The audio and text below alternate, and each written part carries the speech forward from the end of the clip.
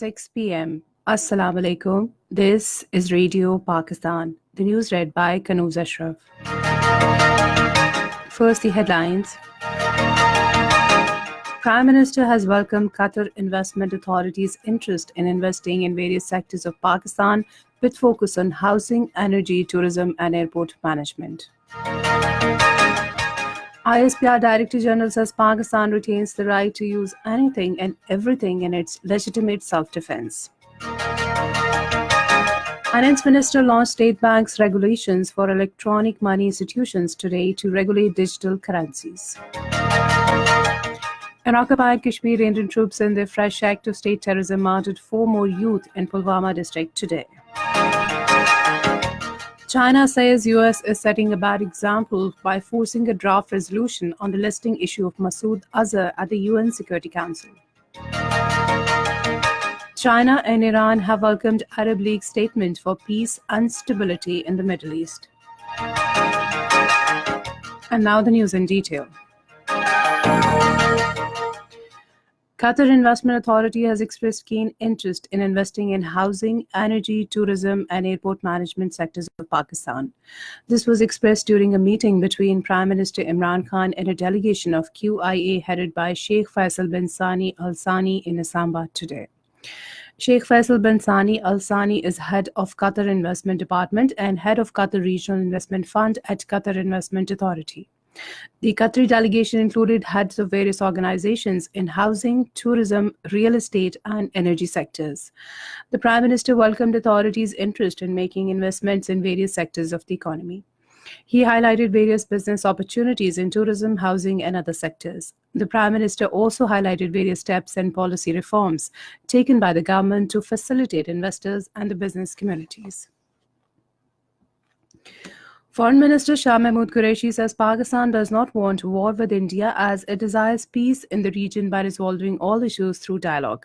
Addressing a ceremony in Lahore today, he said that the entire Pakistani nation is united against the Indian aggression and war hysteria. The Foreign Minister said the world has realized that who wants peace and who wants war. He said National Action Plan is being implemented to eliminate extremism and terrorism from the country. Shah Mahmood Qureshi said world community has admired the role of Pakistan for regional peace and prosperity. He said Pakistan has raised the voice of depressed people of occupied Kashmir at every forum and Kashmir dispute should be resolved through peaceful dialogue. He said Pakistan's law enforcement agencies are fully capable of defending our territories. State Bank of Pakistan today launched regulations for electronic money institutions to regulate digital currencies and ensure financial inclusion. The regulations are primarily aimed at removing entry barriers for non-banking entities by providing them an enabling regulatory framework for the establishment and operations of EMIs. Addressing the launching ceremony, Finance Minister Asad Umar said digital payment systems will bring transparency and check corruption. He expressed the confidence that this initiative will bring fundamental change in the country's economy and help promote savings. Inter-Services Public Relations says Pakistan retains the right to use anything and everything in its legitimate self-defense. Rejecting Indian claims about shooting down of Pakistani F-16 and use of F-16 in air battle on 27th of February, the ISPR in a statement said the event of 27th February is part of history now and no Pakistani F-16 was hit by Indian Air Force. It added that Pakistan Air Force action for strikes across LOC was done by JF-17 from within Pakistan airspace. Commander Royal Air Force of Oman Air Vice Marshal Mata Ali Mata Al Ubaidani has launched the professionalism and achievements of Pakistan Air Force in recent years. He said this while talking to Air Chief Marshal Mujahid Anwar Khan in Islamabad today. Various matters of professional interest and regional security came under discussion during the meeting. The Air Chief offered support and operation in the field of aviation and military training to Royal Air Force of Oman. Commander Royal Air Force of Oman Air Chief Marshal Mata Ali Mata Al Ubaidani also called on Naval Chief Admiral Zafar Mahmood Abbasi in Islamabad today. During the meeting, professional matters of mutual interest came under discussion. The naval chief highlighted Pakistan's commitment and performance in fight against terrorism and piracy at sea, including initiation of regional maritime security patrol in Indian Ocean region.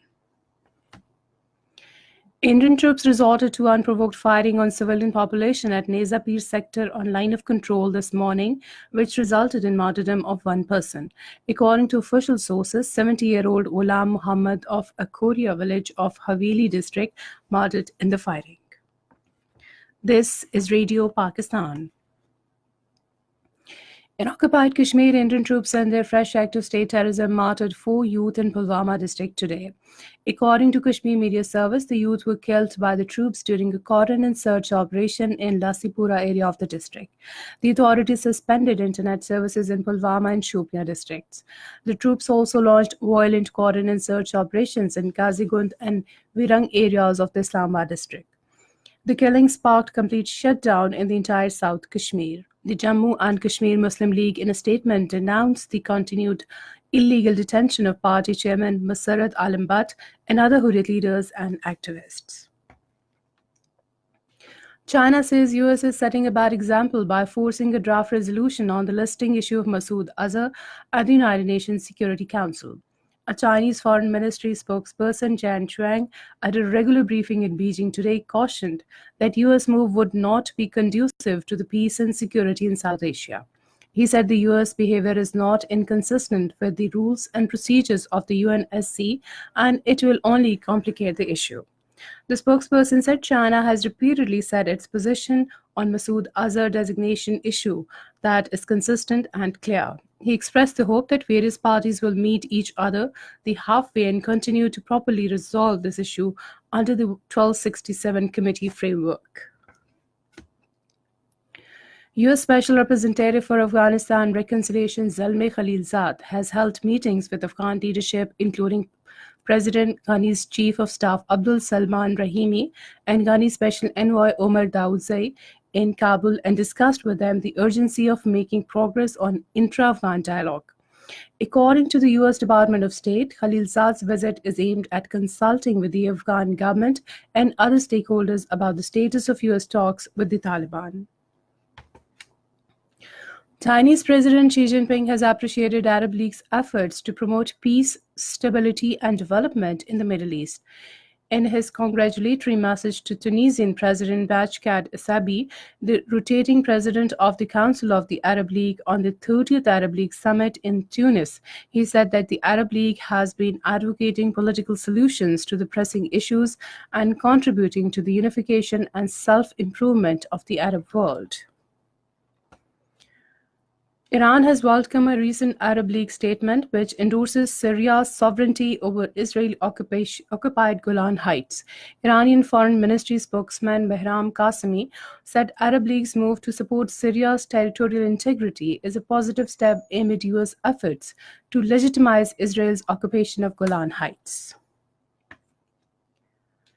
UN Secretary General Antonio Guterres has stressed that the ongoing violence in Gaza is a tragic reminder of the fragility of situation in the Middle East. Addressing the Arab League summit in Tunis, he vowed to work closely with the parties to achieve progress towards the redeployment of forces in Hodeidah region of Yemen and the opening of humanitarian corridors on the way to a political solution for the country.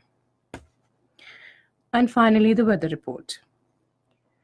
Mainly dry weather is expected in most parts of the country during the next 12 hours. However, hot weather with dust-raising winds is expected in Sindh. To end the news, some of the headlines once again. Prime Minister has welcomed Qatar Investment Authority's interest in investing in various sectors of Pakistan with focus on housing, energy, tourism, and airport management. ISPR Director General says Pakistan retains the right to use anything and everything in its legitimate self-defense. Finance Minister launched State Bank's regulations for electronic money institutions today to regulate digital currencies. Those were some of the headlines, and that is the end of the news. For more news and analyses, log on to our website, radio.gov.pk, and also watch live video streaming of our bulletins on the link facebook.com Radio Pakistan News Official.